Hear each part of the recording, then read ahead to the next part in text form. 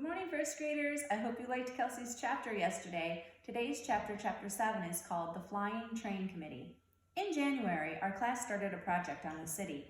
Mrs. Haver, our teacher, divided us up into committees by where we live. That way we could work at home. My committee was me, Jimmy Fargo, and Sheila. Our topic was transportation. We decided to make my apartment the meeting place because I'm the only one of the three of us who's got his own bedroom. In a few weeks, each committee has to hand in a booklet, a poster, and be ready to give an oral report. The first day we got together after school, we bought a yellow poster board. Jimmy wanted a blue one, but Sheila talked him out of it. Yellow is a much brighter color, she explained. Everything will show up on it. Blue is too dull. Sheila thinks she's smarter than me and Jimmy put together, just because she's a girl.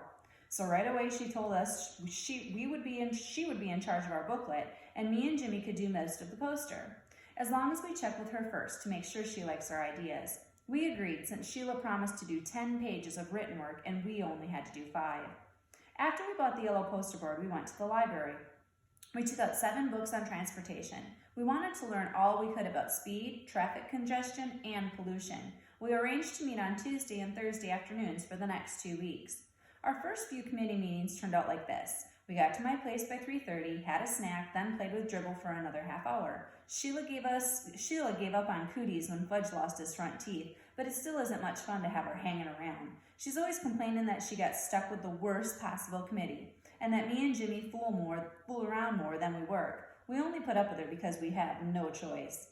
Sheila and Jimmy have to be home for supper before 5:30, so at 5 o'clock we start cleaning up. We keep our equipment under my bed in a shoebox. We have a set of magic markers, Elmer's glue, Scotch tape, a really sharp pair of scissors, and a container of silver sparkle. Sheila carries our committee booklet back and forth with her. She doesn't trust us enough to leave it at my house. The poster board fits under my bed, along with our supplies. We stack the library books on my desk. The reason I make sure we clean up good is that my mother told me if I left a mess, we'd have to find someplace else to work. By our third meeting, I told Jimmy and Sheila that I'd figured out the solution to New York City's traffic problems. We have to get rid of the traffic, I said. There shouldn't be any cars or buses or taxis allowed in the city. What we really need is a citywide monorail system. That's too expensive, Sheila said. It sounds good, but it's not practical. I disagree, I told Sheila. It's very practical. Besides getting rid of traffic, it'll get rid of air pollution and it'll get people where they're going a lot faster. But it's not practical, Peter, Sheila said again. It costs too much. I opened one of my books on transportation and read Sheila, quote, "A monorail system is the hope of the future." I cleared my throat and looked up. "But we can't write a report just about the monorail," Sheila said. "We'll never be able to fill 20 written pages with that."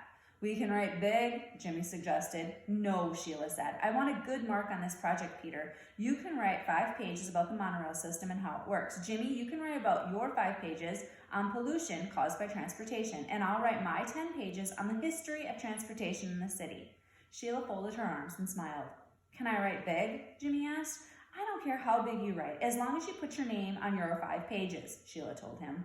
"That's not fair," Jimmy said. "This is supposed to be a group project. Why should I have to put my name on my 5 pages? "Then don't write big," Sheila shouted. Okay, I'll write so small Mrs. Haver will need a microscope to see the letters." "Very funny," Sheila said. "Look," I told both of them, "I think all of our written work should be in the same handwriting. That's the only fair way. Otherwise, Mrs. Haver will know who did what, and it won't be a group project." "Say, that's a good idea," Jimmy said. "Which one of us has the best handwriting?" Me and Jimmy looked at Sheila.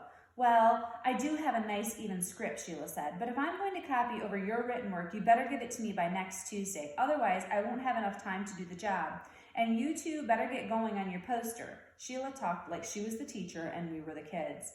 Me and Jimmy designed the whole poster ourselves. We used the pros and cons of each kind of transportation. It was really clever. We divided a chart into land, sea, and air, and we planned an illustration for each, with the airplane done in silver sparkle and the letters done in red and blue magic marker. We got halfway through the lettering that day. We also sketched in the ship, the plane, and the truck.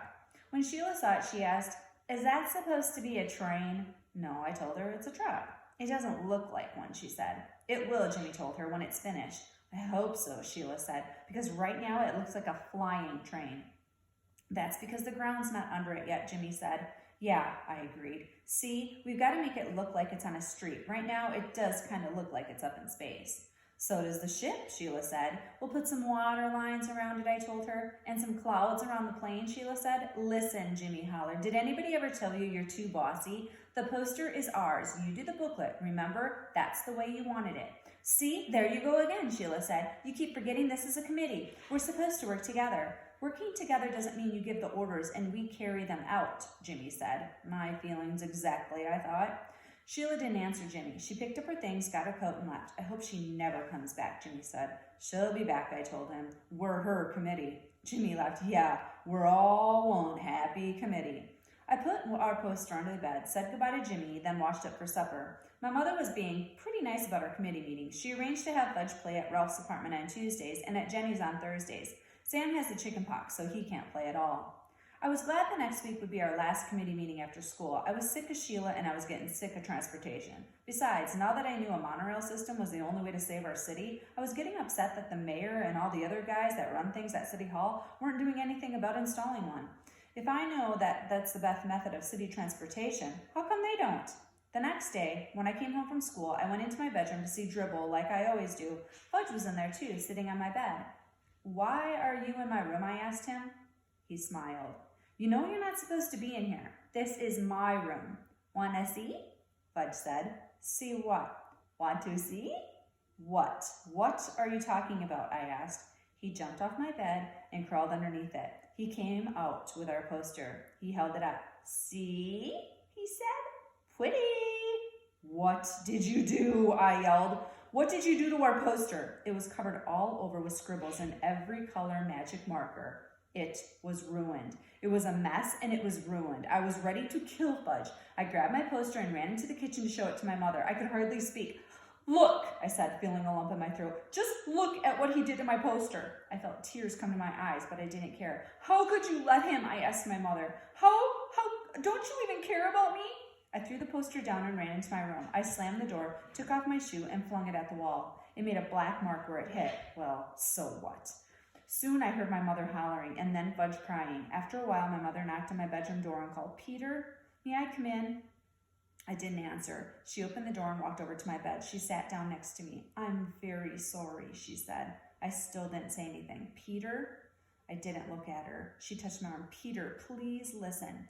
Don't you see, Mom? I can't even do my homework without him messing it up. It just isn't fair. I wish he was never born. Never. I hate him. You don't hate him, my mother said. You just think you do. Do not tell me, I said. I mean it. I really can't stand that kid. You're angry, my mother told me. I know that, and I don't blame you. Fudge had no right to touch your poster. I spanked him. You did? I asked. Fudge never gets spanked. My parents don't believe in spanking. You really spanked him? I said. Yes, my mother said. Hard? On his backside, she told me. I thought that over. Peter, my mother said, and put her arm around me. I'll buy you a new poster bar tomorrow. It was really my fault. I should have never let him into your room. That's why I need a lock on my door, I said. I don't like the locks on doors. We're a family. We have to look out for each other. If I had a lock, Fudge wouldn't have gotten my poster. It won't happen again, my mother promised. I wanted to believe her, but really I didn't. Unless she tied him up, I knew my brother would get into my room again. The next day, while I was at school, my mother bought a new yellow poster board. The hard part was explaining to Jimmy that we had to start all over again. He was a good sport about it. He said this time he'd make sure his truck didn't look like a flying train, and I said this time I'd make pencil marks first so my letters didn't go uphill. Our committee met that afternoon. Sheila didn't mention the last time, neither did we. Me and Jimmy worked on the poster while Sheila copied our written work in the booklet.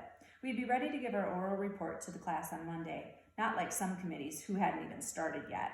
By 5 o'clock, we had finished our poster, and Sheila was almost done with the cover for our booklet. Jimmy walked over and stood behind her, watching her work. After a minute, he yelled, "What do you think you're doing, Sheila?" I got up from the floor and joined them at my desk. I took a look at the cover. It was pretty nice. It said, Transportation in the City. Under it, it said, by Sheila Tubman, Peter Hatcher, and James Fargo. And under that, in small letters, it said, handwritten by Miss Sheila Tubman. Now I knew why Jimmy was mad. Oh no, I said, holding my hand to my head. How could you? Sheila didn't say anything. It's not fair, I told her.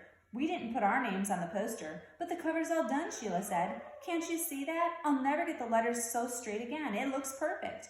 Oh no, Jimmy shouted. We're not handing in that booklet like that. I'll rip it up before I let you. He grabbed the booklet and threatened to tear it in half. Sheila screamed, You wouldn't. I'll kill you. Give it back to me, Jimmy Fargo. She was ready to cry. I knew Jimmy wouldn't tear it up, but I didn't say so. Peter, make him give it back. Will you take off that line about your handwriting, I asked. I can't. It'll ruin the book. Then I will rip it up, I said. Sheila stamped her foot. Oh, I hate you both. You don't really, I told her. You just think you do. I know I do, Sheila cried. That's because you're angry right now, I said. I couldn't help but smiling. Sheila jumped up and tried to get the booklet, but Jimmy held it over his head, and he's much taller than Sheila. She had no chance at all. Finally, she sat down and whispered, I give up. You win. I'll take my name off. You promise? Jimmy asked. I promise, Sheila said. Jimmy set the booklet down on my desk in front of Sheila. Okay, he said. Start. I'm not going to make a whole new cover, Sheila said. What I'll do is turn this bottom line into decoration. She picked up a magic marker and made little flowers out of the words. Soon, handwritten by Miss Sheila Tubman, turned into 16 small flowers. There, Sheila said. It's done. Looks pretty good, I told her. It would have looked better without those flowers, Jimmy said, but at least now it's fair. That night, I showed my mother and father our new poster. They thought it was great, especially our silver sparkle airplane. My mother put the poster on top of the refrigerator so it would be safe until the next day when I would take it to school. Now I had nothing to worry about. Sheila had the booklet, the poster was safe, and our committee was finished before schedule. I went into my room to relax. Fudge was sitting on the floor near my bed. My shoebox of supplies was in front of him. His face was a mess of magic marker colors, and he was using my extra sharp scissors to snip away at his hair. And the hair he snipped was dropping into Dribble's bowl, which he had in front of him on the floor. See? He said. See, Fudge? Fudgy's a baba. That night, I found out hair doesn't hurt my turtle. I picked up every single strand from his shell. I cleaned out his bowl and washed up his rocks. He seemed happy. 2 things happened the next day. One was my mother had to take Fudge to the real barber to do something about his hair. He had plenty left in the back, but just about nothing in front and on top. The barber said there wasn't much he could do until the hair grew back. Between his fangs and his hair, he was getting funnier looking every day. The second was my father came home with a chain latch for my bedroom door. I could reach it when I stood on my tiptoe, but that brother of mine couldn't reach it at all, no matter what.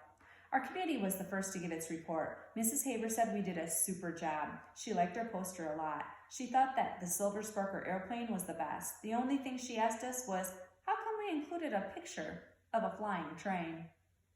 Tomorrow's chapter is chapter 8, The TV Star.